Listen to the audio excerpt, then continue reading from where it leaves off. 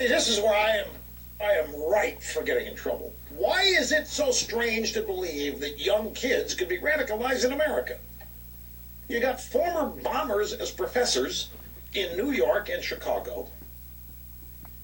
You have radical leftist professors who think this country's guilty, teaching kids every day about what's wrong with this country, about how unfair this country's been, how unjust, how immoral this country is since its founding. What in the world do we think elite education is in this country? When you have a study of high school textbooks, 9 different textbooks, the longest reference to Abraham Lincoln is 1 paragraph.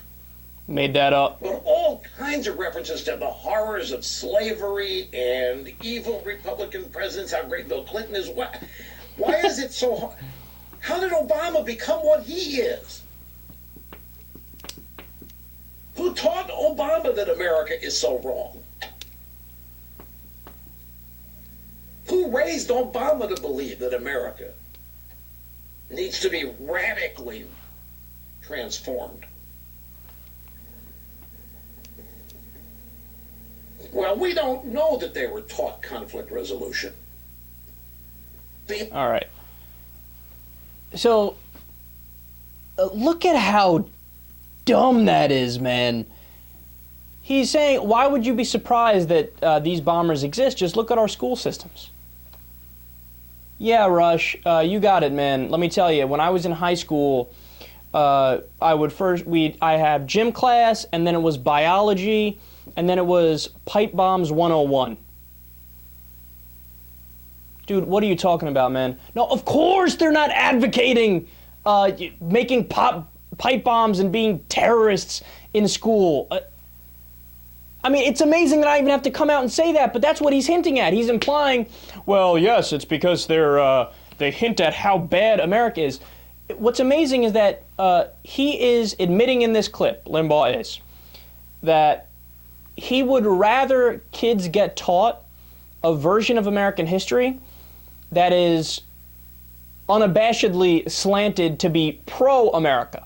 So in other words, anytime there's facts that might paint the United States in a negative light, and by the way, I'm not saying all you teach is negative things about the U.S., because of course there's not just negative things, there's awesome things about the U.S. that exist, right? But you have to teach both.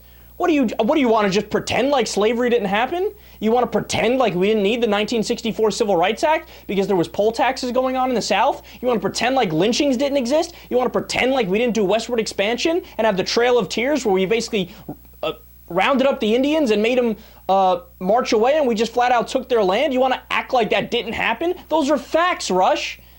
Yes, you teach those just like you teach the good parts, like you teach Abraham Lincoln freeing the slaves, like you teach, I don't know, the fact that we succeeded in the Cuban Missile Crisis and we were able to avert a crisis, when we won World War II, for example. But Russia's admitting, don't you ever, ever, ever, ever, ever talk bad about the United States, ever. Even if some of the facts might show us the negative side of America, it doesn't matter. You always have to be pro the empire.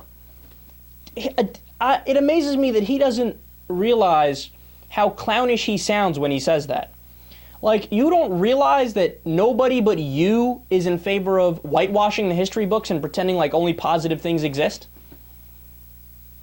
By the way, you know what countries in the world do that? Pretend like they can never do any wrong? Dictatorships. I'm telling you, you go to North Korea, they'll tell you it's only positive things about North Korea. North Korea is the center of the world and it's great and it's wonderful. Go to any third world tyranny, they'll tell you the same thing. You have to only talk good about the country. If not, oh my God, blasphemy, throw them in jail, how dare they, political prisoners, etc. Russia's admitting that's the kind of system I want. And then when he tries to throw Obama in there, what are you talking about? So how is Obama linked to the education system, then linked to the bombers? And why do you think Obama thinks we need to radically change the system? I don't know if you know this, Rush. Obama is center-right on the political spectrum. He's what in the old days would have been called a moderate Republican.